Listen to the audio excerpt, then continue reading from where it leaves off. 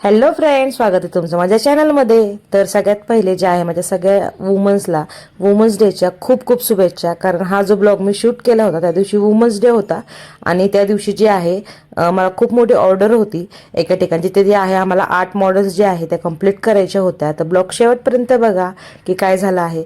तर इथे सगळ्यात मोठं चॅलेंज होतं, ही जी मी माझी मॉडेल घेतलेली होती ही जी होती डस्टी स्किनची होती.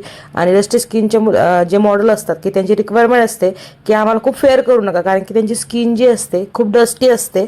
त्यामुळे तर ते खूप माझ्यासाठी चॅलेंजिंग होतं आणि खूप म्हणजे भारी वाटलं खरं तिचा मेकअप करायला.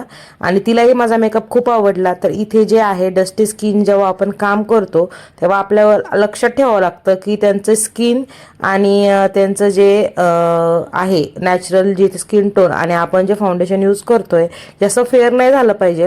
आणि त्यांना एक वेगळं मुंडकं बसवलंय मेकअप करून व्हाईट कलरचं, असं दिसलं नाही पाहिजे. अशी त्या मॉडेलची रिक्वायरमेंट होती की मला खूप व्हाईट करू नका, कारण की मी डस्टी स्किनची आहे. तर एक्झॅक्ट माझ्या स्किन टोननुसार मला मेकअप करून द्या.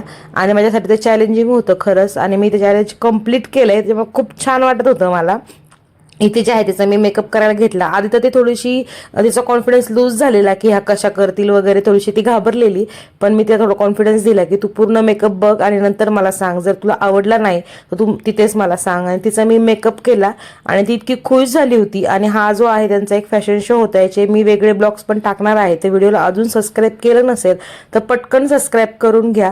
तर तुम्हाला माझे व्हिडिओ आवडत असेल तर please please like comment share करत जा, की जेणेकरून मला कळतं की तुम्हाला माझे व्हिडिओ आवडत आहेत. आणि तिच्या तिचा मेकअप कंप्लीट झालेला होता आणि तिला खूप जास्त आवडलेला. तुम्ही बघू शकता ह्या ज्या मॉडेल्स होत्या यांचा मेकअप मी केला होता.